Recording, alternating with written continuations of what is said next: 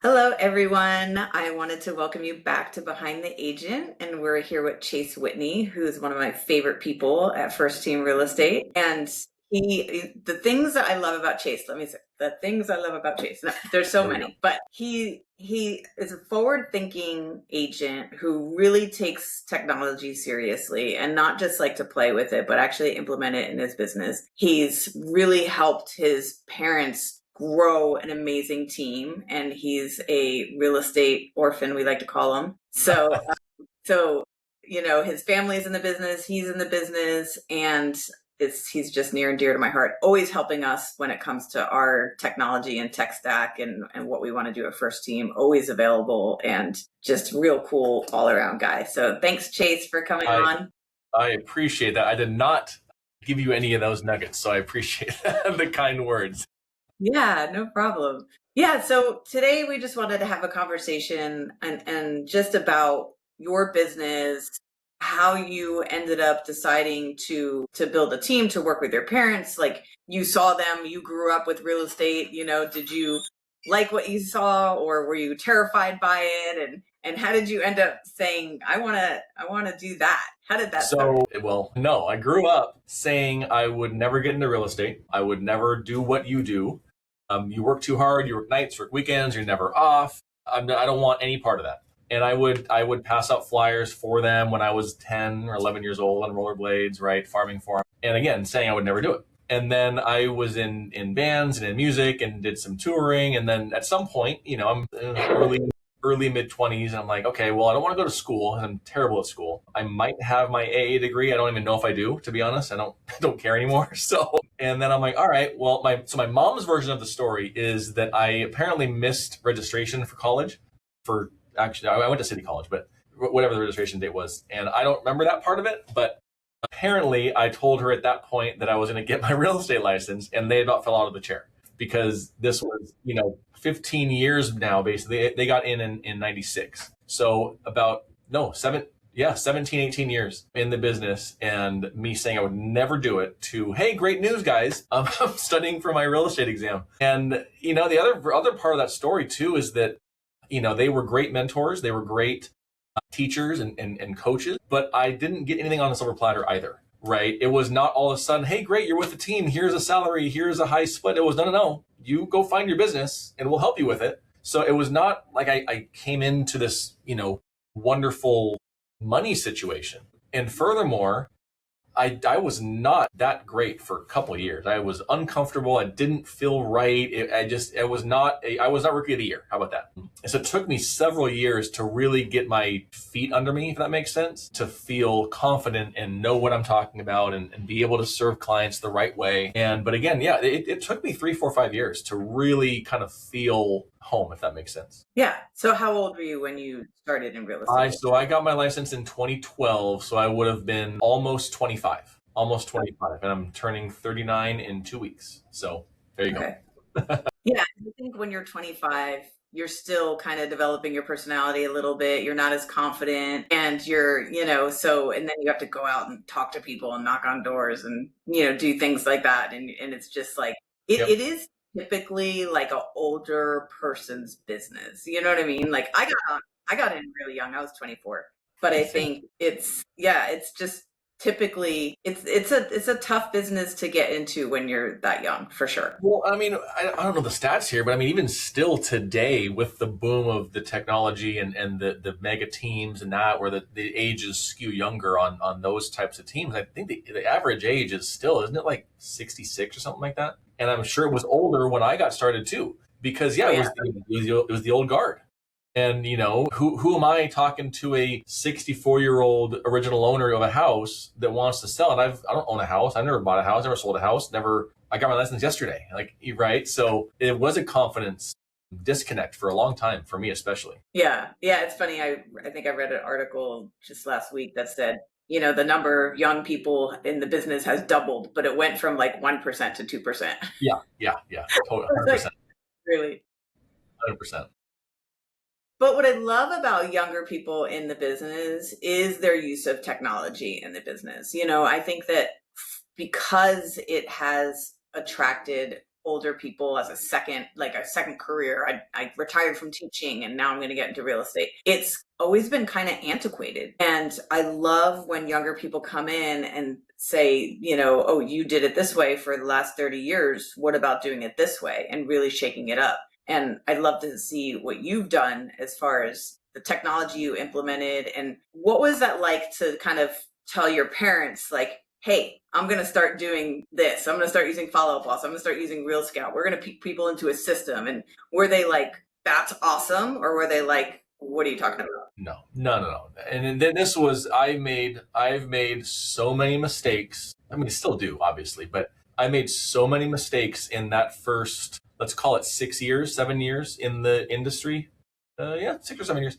I mean, so, when I was in bands and music, MySpace was in its heyday. And so I knew HTML code and I knew how to make a site, and we would, sell merchandise. We'd have to sell ourselves, obviously. I mean, real estate's just the biggest version of a sales job. It's the biggest entrepreneurial job and also a sales job. And so the quote my dad's always had, and I still love it, is real estate's the highest paid hard work and the lowest paid easy work, right? You don't work, you live on the street. And if you work your tail off, you make more than doctors, attorneys, and everyone else. So it truly is, as hard as you want to work, you can make, the sky's the limit. There's no cap on your salary. But so I had some marketing background, just, self-taught all this stuff, but some marketing side of things, some HTML coding a little bit. So when we got in, should I name names of software companies? Are we going that Sure. rabbit hole?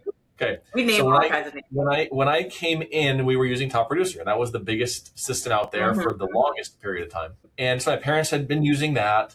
They had a site, I think, through Superlative. I remember the name right. I don't know. It's antiquated technology at this point. But so I came in, that was all I knew, right? Because I came from music retail and playing music myself. So a very different way. I never had a CRM before. So it's just, hey, this is what it is, and you got to use it. I said, great. Then about a year or two in, it became, then First Team brought on, it was called My Real Estate Tools, a brokerage provided garbage software. But hey, let's move because we should. Okay, great.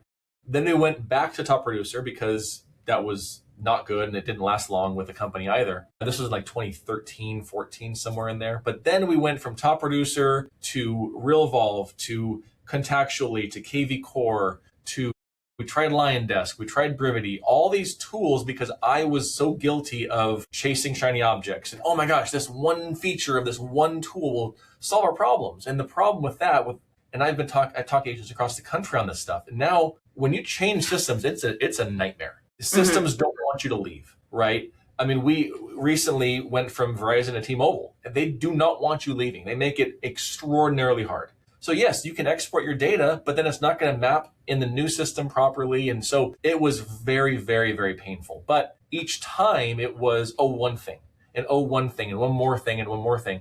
And the systems got progressively worse and worse because they were doing too many different things. Then in 2019, I found Follow Up Boss, and that was like the answer to everything because it was one thing only. It was, we are the best CRM in the industry. We're not doing everything else. You go find the tools you want to use and bring them to us because we're going to integrate with everything. That was the nicest piece of it, is what's called an open ecosystem. So if you want to use Real Scout, great, use Real Scout. We're going to get you all the information inside Follow Up Boss. If you want to use Ylopo or Curator or any of these tools, they all integrate, most of them natively or built in, if that makes sense. And so that was kind of when I locked in that part of the technology, was 2019. And we've not changed. We've been using Follow Boss now for almost 7 years. And again, with my history and knowing myself, that is a millennia to be using the same system. But it was a very painful, and I did it to myself. And then, I can pick up the stuff pretty quick, but then I have to train my parents or the office or whoever it is on these tools that we're bringing on because I think they're great. And then they're like, oh my God, why do you keep doing this to us? Now where do I go? Where do I find a contact? Where do I go to get their phone number? And everything moves. And so it's a very painful thing to do. Yeah, absolutely. And do your parents use Follow Up Boss as well? Do you all use it? Oh yeah, 100%. No, everyone's in there. I mean, the phrase that we've adopted, that I did not coin this, it's been passed down too many times, is with the team. If it's not in Follow Up Boss, it didn't happen. And that's how important having that one central source of truth for our whole organization is. Because if you're sick, if you're out, if you're on vacation, whatever it might be, if I can't go into the contact and understand the communication history, the properties they're looking at being sent, etc., we just have gaps in our data, and we can't have that as we're serving more and more clients, and they expect more from us now than they ever have. So we have to have one spot to funnel everything versus the napkin here and the notepad there. It's got to be in one spot. Has to be in one spot. Yeah, I think that's so important for teams. And that's one reason that we as a company, thanks to your, suggestions, adopted Follow Up Boss, because, we were seeing so many solo agents become teams or develop teams. And there just really needs to be, if you're on a team, there has to be a great system. There can't be a notepad. There can't be an Excel spreadsheet on somebody's computer. Like, it has to be something that everybody can see and everybody can act on, and it's just, and accountability. I think that's the biggest thing about teams is accountability, and Follow Up Boss really does kind of hold you accountable. Yep. Yeah, it makes it very simple. It makes it very simple, and you can customize it until the cows come home, because they have a few things that are designed to be stable, if that makes sense. But then everything else, you build it to your business. So stages and tags and lead sources and custom fields and deal card, all the things are designed to be open for you to go, because the way I run the business and how we categorize clients and leads and transaction flow, we are using different terms than even you would, or the agent in Arizona or New York, for heaven's sake, because there's a whole different animal there. But it's not a box that we have to, we're the square peg and Follow Boss is the round hole. They've made it to where you build it around your business versus build your business around it. Yeah. So it's great to be super organized and have a system where everybody can see everything and all that. But what about what you're putting in there? Like, have you found anything great for lead generation? It's definitely like, it's great to have a way to keep up with everything, but how are you getting your leads? So 2 different answers here. We do a lot of past clients and referrals because we've been in the business for so long. That's a large contingent of our business. We have been farming for 30 years in the same neighborhoods with the same materials forever. So a lot of the business comes either from farm sellers or referrals from the farm.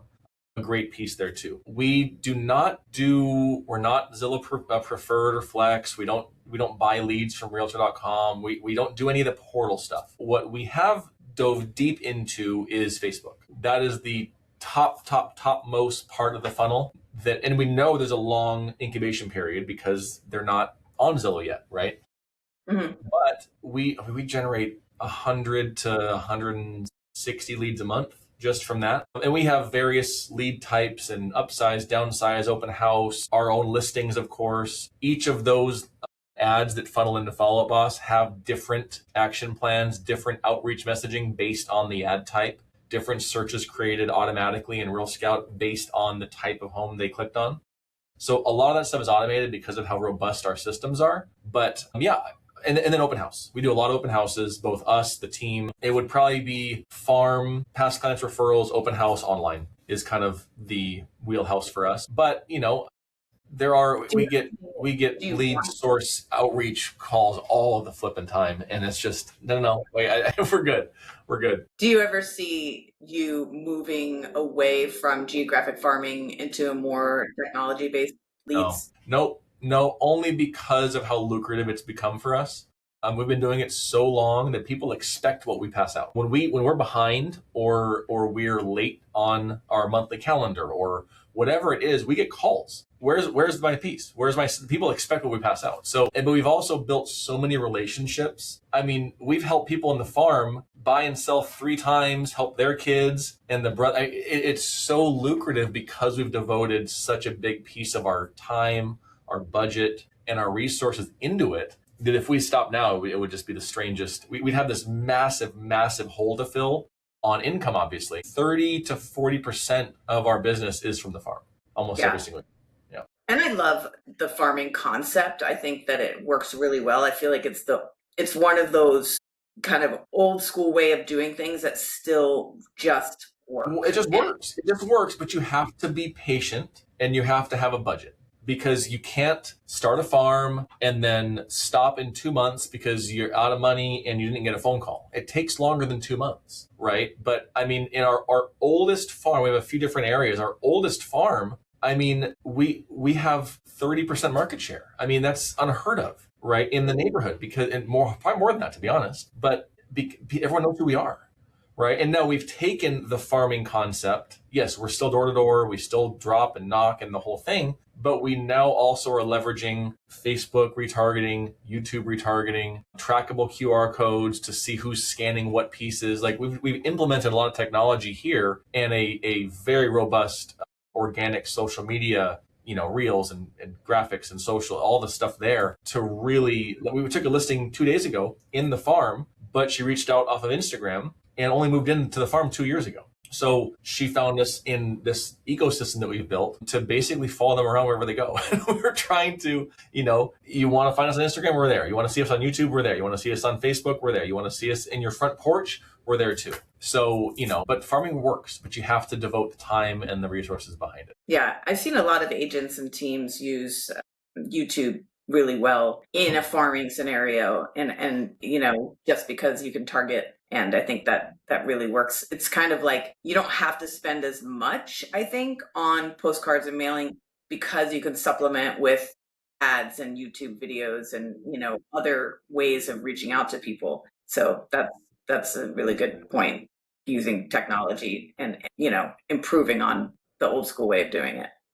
You have to always be looking for ways to improve. And we've gone through different types of content pieces, calendars to notepads to events. Now we have a 32-page magazine we publish every other month that's custom cover to cover. And it's expensive, but we know that it works. The people expect it. We get calls that they're reading it, they like it, they want the next one, right? So we know, and we have enough people that know us and trust us personally now that they'll tell us, right? And we can ask them directly, hey, do you even find value in what we're passing out? And we can change it. But again, the few times that we've been behind on something, we've get several phone calls. Hey, did you come by yet? I'm waiting for this. And it's like, no, we haven't yet. John, we'll be there tomorrow. It's too hot today, whatever it is. But yeah. And, we do it ourselves. Now, we have had to outsource some help recently with just scheduling issues, and my mom had knee surgery, so she's not been able to farm for a bit. So we've had to pull in some help to get the pieces out. But by and large, we are farming ourselves. We don't want to outsource ourselves, because when we're farming, even if we're just dropping on the door and not door knocking itself, the door's open, the garage is open, they're watering the lawn. Hey, John, hey, Steve, hey, Sue. They know who we are. We're not strangers in the farm, right? Mm-hmm. Do you feel like when it comes to the content that you need to put out into the farm area, that property marketing works best, or Facebook or Instagram? Is it property marketing that you get the most hits from? Or is it like, It's the silver bullet. There's no right answer. We've mixed messaging, or not mixed. We've played with different things. I mean, property always gets the phone to ring. I mean, you could make the best email and the best this and the best that. It's just property. It's always property at the end of the day. But you do need to interject value propositions, interject local community stuff. We do a lot of events and giveaways and contests. That's organic lead gen for us. We don't buy phone numbers, we don't buy email addresses. So we have a tremendous amount of organically acquired information because of all the giveaways and contests that we do in the events. And again, people expect them. So, but the message, honestly, this might be contrarian. The message or the piece matters far less than the consistency. I always said that. It does not matter what you put out. You could, and I'm guilty of this 2 weeks ago, of way overthinking a piece. Just get the freaking, no one's going to read it anyways. Get it out. Get your phone number in front of them, your face. From the mailbox to the trash. That's it. To see okay, right. That's it. And you could laugh all you want. It freaking works, right? And I'm being a little silly, but people do read them. But again, consistency and presence in the farm matter much more than the content of the piece. Yeah. So tell me about video. Are you using video, and how do you use it? And are you producing like multiple videos at once? Are you just doing like take your cell phone and do it as you go? What's your plan for video? So secret's coming out now. We'll see what I want to share on my own socials. Everything's scripted. I'm not quite good enough on the fly, I don't think, and that could be a confidence thing. But no, we have a total system here. So, and I'll give it to you. It's a lot, but and I've got a tremendous VA that helps run most of it. But we run a blog article once a week. Usually, I've been out of town, so we're behind a little bit. But we usually once a week we'll have a new blog article that comes out. That article then spins off into 2 different emails, 3 text templates, 3 videos that we record. All of those get published across social channels. We collaborate with different agents based on the market area with our team to get them some exposure to. I record everything for the week on Monday mornings. I'm usually, the whole system has been done for so long now, I'm pretty quick at it. But no, I use my phone, front facing camera. I bought that back teleprompter thing. It's too cumbersome. But no, I'm able to get all 3 videos recorded and sent off to we have an in-house marketing gal that edits them all, but I'm able to get them all recorded and uploaded in 20 minutes and I'm done because the VAs run everything else. So we do a lot of that. We subscribe to the Reports on Housing report from Stephen Thomas. We get that every 2 weeks. That spins off into 4 short form videos from the content and about 4 different static carousel graphics, etc. We'll always do property videos for listings that we have. We'll do market update videos, and these are all cross-posted. I'm not building content for Instagram or for Facebook. It's all going out there. And I'm not building it necessarily to go viral and get 5,000 views across the board. I've converted our main marketing messaging into Cypress Plus, if that makes sense. So all I care about for my own business is I want people in Cypress to see my face. That's it. I don't care about Anaheim. I don't care about Winter Park. I do from a business perspective, but from the content we're putting out, I just want to be seen by people in Cypress. And that was a decision I made about 1.5 years ago. And we'll do Huntington Beach and Anaheim in pieces here and there, but it's Cypress. But yeah, we do all that, and we have to because it is such an underutilized medium still. You see the influencers, right? But that's the exception, not the rule. I can go right now to Facebook and YouTube or Google for that matter and see exactly what ads all of my competitors are running, and they're all running none. There is such a vacuum on this whole kind of Facebook, YouTube, video static ad strategy that no one is doing it. Whether it's they don't know how to, don't find value in it, don't have the budget to, or whatever it is, it doesn't even matter. But I know that both from a property marketing angle and a team content marketing angle, no one else is doing it as often or as consistently as we are. And that's just a competitive advantage for both sides of it. Yeah. Do you think you'll ever not have a VA and just use AI to edit videos? And no, it's funny, but I never say never, but no, I've got 3. I just had to replace one of them, but the new one that we hired is a freaking rock star already. But no, I've had my main kind of executive assistant for 2 years now. The business wouldn't function without her. Like she is so integral to everything we do. From transactions to listings to buyers to escrow to marketing to agent accountability, everything. Now I've tried. I'm as deep into AI as the next person, and probably more, to be honest. I mean, there's a tool called Victor that came out, and I went gung ho into it because it was an AI assistant that basically replaced a handful of tasks like overnight. But it's very cool. It got to be so expensive so quickly because the credit usage, and it went from $40 a month to 80 to 200, and I'm still capping it. And I'm like, no, this is stupid. Because at some point, I do like the human interaction. I do like having someone, not an it, to do things. I've got plenty of scheduled tasks in co-work and chat and across all my systems, AI everywhere. But there has to be a human in the loop. And, I love it, but no, that backfired pretty quick. It got to be too expensive. And yeah. And we're seeing that a lot of the managers are building on Lovable. You use Lovable. I think you actually probably showed us Lovable. Brought it to you guys, yeah. You get sucked down these rabbit holes of building really cool stuff like websites and apps and everything like that. And all of a sudden it's like 40 credits, 60 credits, 100 credits. And, we have to upgrade your plan. And Yep, I'm on the Claude Max now. I went from $20 a month to $100 a month, and because I had to.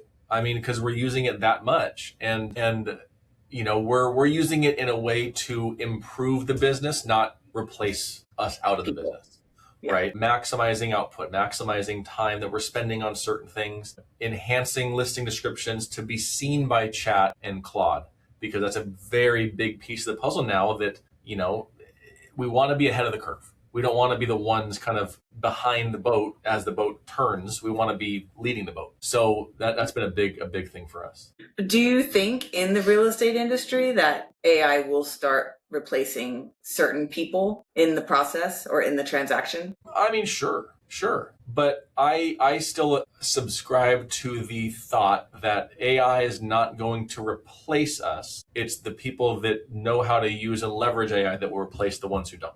That's the first version. Now, yes, can AI read a contract and spit out the key points? 100%. So can it make my time to review an offer from 20 minutes to 2 minutes? Absolutely, right? But now again, there are going to be AI. There already are AI startups. They're open the door and this and that. Garbage. People want to work with people. People don't want to work with this. I just gave you the story. I went back to a person because I didn't like using the robot, right? So a certain role, maybe, but also, do we think that the highest and best use of the human brain is reading a contract and spitting out the 6 bullet points? Absolutely not.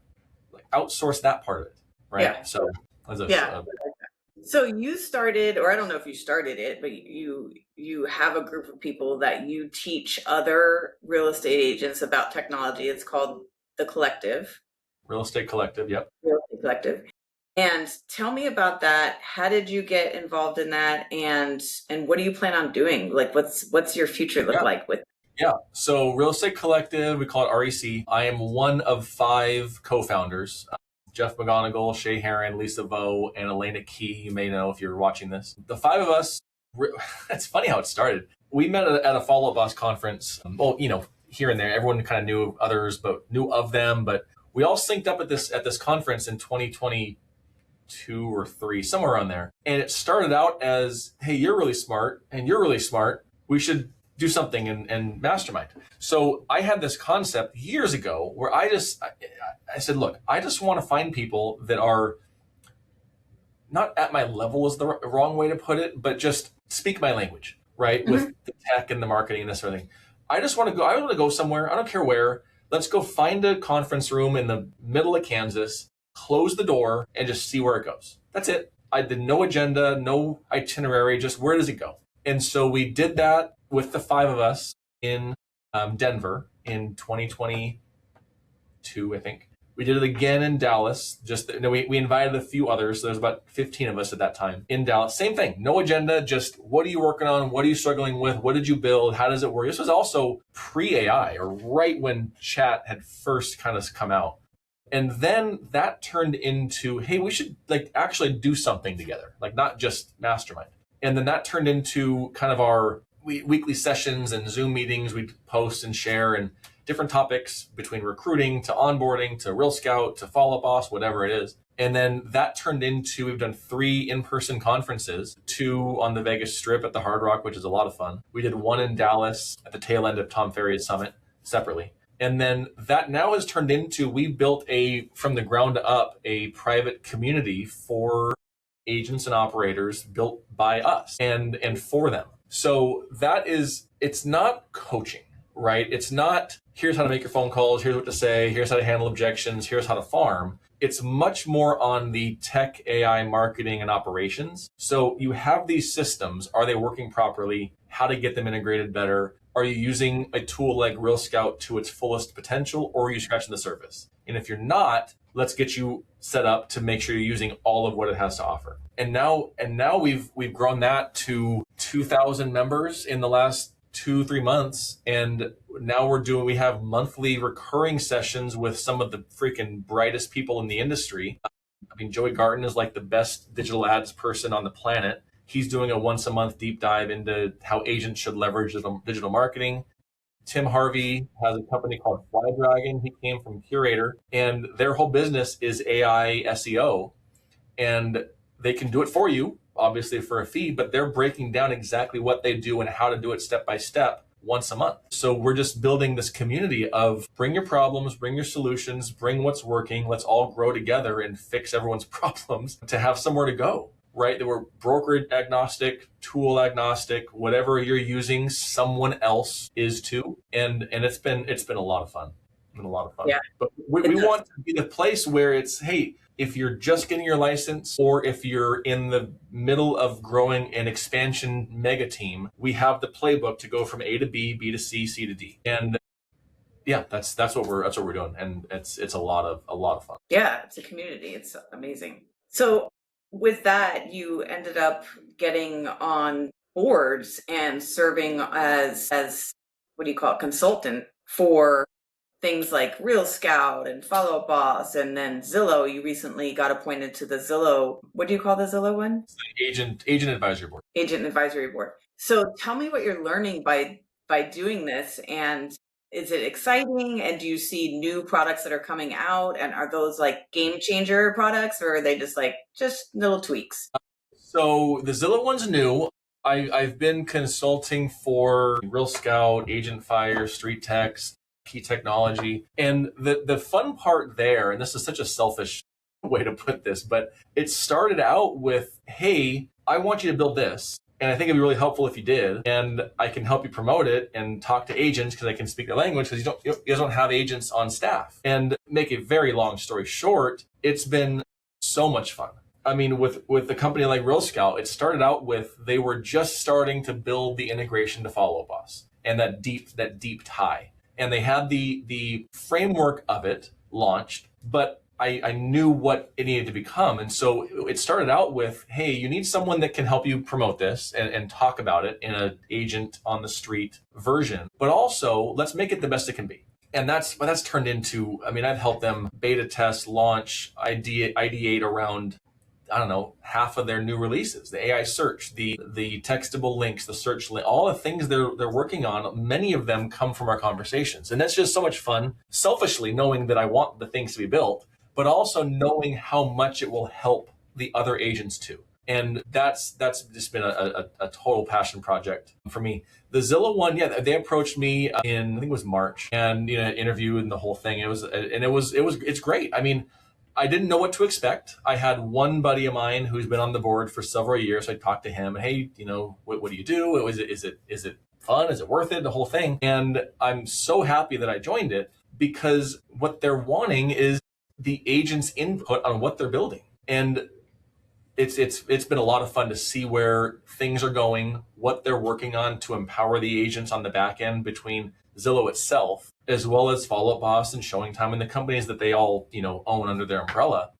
Zillow Pro has been one that is in, it's not quite public, but it's not a secret. That is a total game changer for agents that maybe you don't want to spend the money on zip code leads or preferred or portal leads, but you have a massive database of leads and clients. What Zillow Pro lets you do is connect with them on Zillow. It takes the lead away from the Zillow leads marketplace, so no one else can buy that lead. And then you become branded across every single page on Zillow for that client. Every house they look at, the homepage, their Zestimate, you are following that. You're on every email Zillow sends out. So now Zillow is letting you use their platform to market yourself for free. Well, not free, close to free. Yeah. And the nice thing, the benefit on the back end, the branding is phenomenal. On the back end then is now we can see what they're browsing across Zillow inside Follow Up Boss. Love them or hate them, it's the biggest company by a country mile for consumer traffic and users and monthly visit, the whole thing. So let's get the data that we can and serve our clients better with that. So now we're tracking activity between Real Scout and Zillow across a big portion of our database and knowing how to serve them better. It's just a tremendous tool. So what's your take? And I know this is probably like a question you weren't prepared for, but what's your take on the Compass Zillow fight? I think that Zillow is more in the right. My understanding is Compass's approach, and you know more about this, the Compass side than I do. I know more about the Zillow side.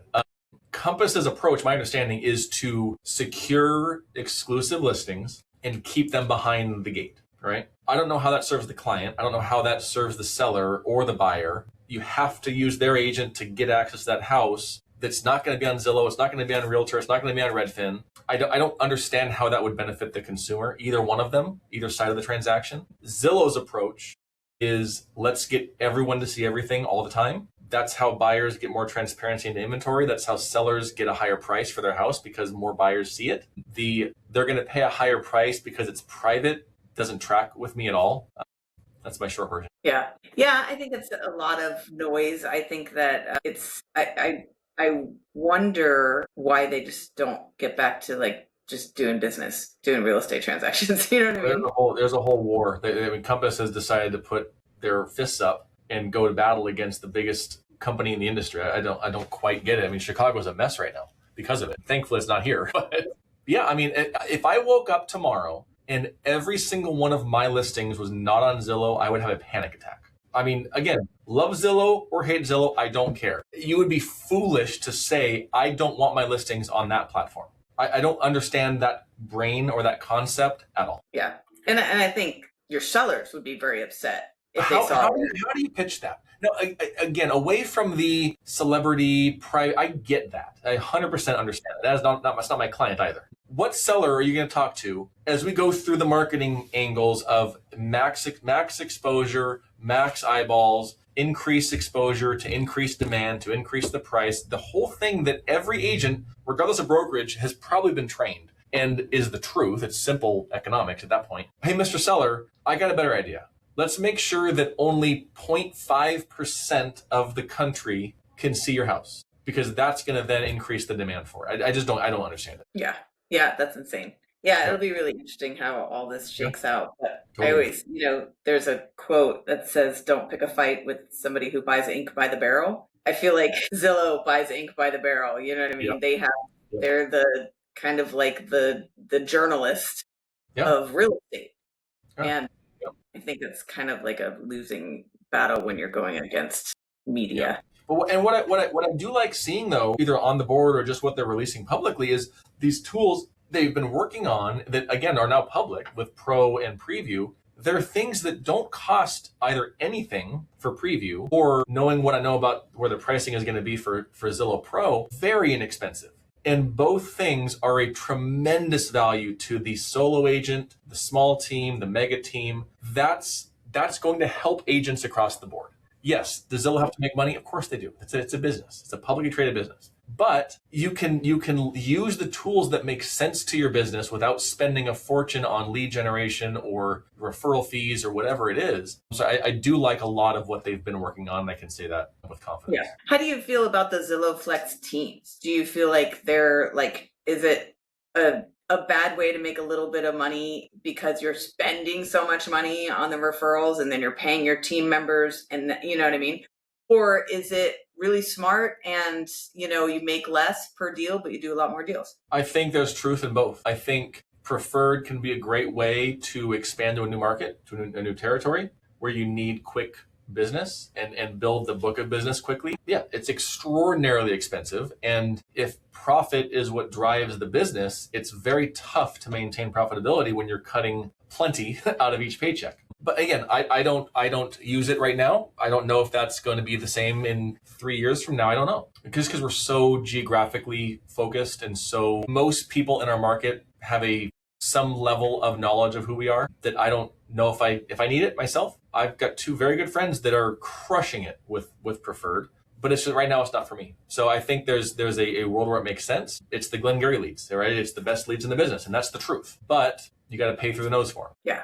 Yeah, for sure. So if you were to give advice to a brand new agent who's getting in the business, they have some money to invest in marketing, but they can't overdo it, what would you tell them to do first? Join a team, whether it's my team or someone else's team. Everyone pays someone something, whether it's a brokerage split, a team split, a marketing spend, you're paying someone. So and it's the same thing with sellers. I just talked to an agent half an hour ago. I was texting you.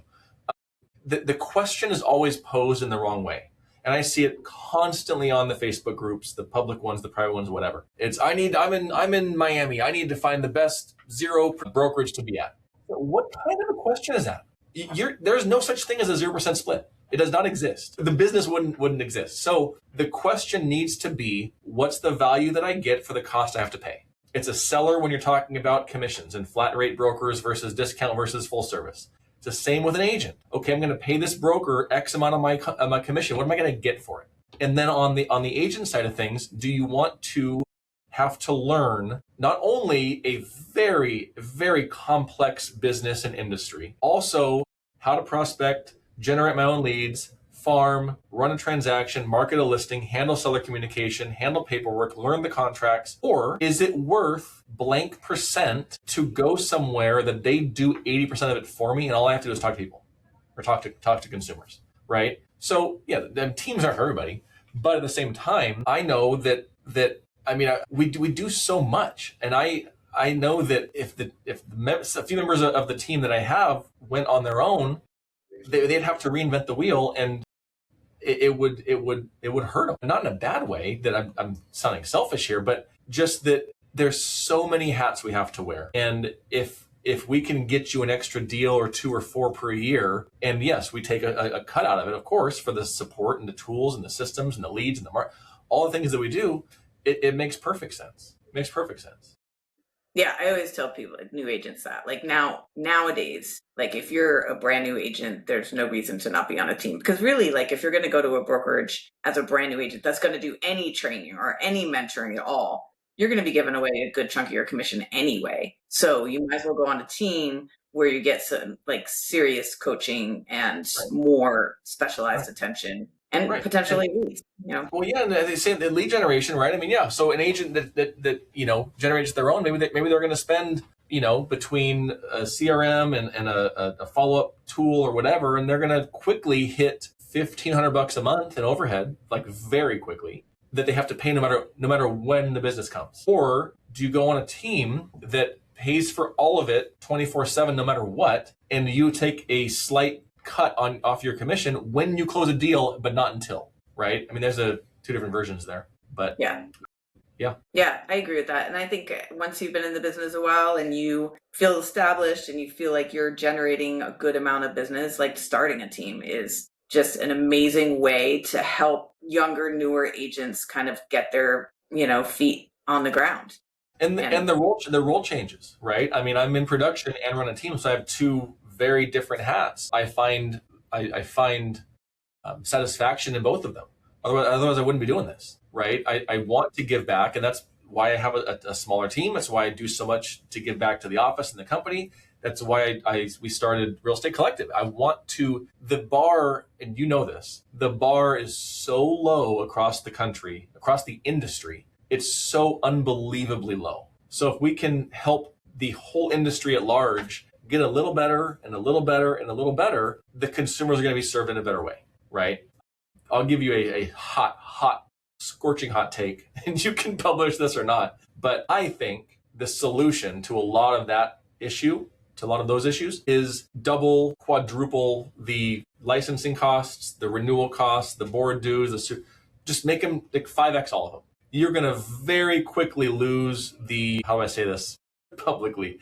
The ones that don't do a great job for their clients. How about that? Very quickly, because they can't afford the higher dues. Now, we're going to be all pissed off about it for sure, right? But I'm going to pay it because I have to, right? So I think that's a again, scorching hot take that would solve a lot of the problems. Yeah, I mean, I think when I had my own company, I didn't charge E&O on a monthly or yearly basis. I charged it on per deal. So I got a lot of losers who never did deals and they never had to pay me anything. They were there for free, basically. So, if you're starting a company or a team or anything, you charge it monthly, yearly, something like that, you're going to eliminate a lot of people that are taking your time that aren't doing anything. So I do think that when you have free rides, you attract a certain type of person that's just going to be freeloading off of that. So yeah, it's not a bad idea.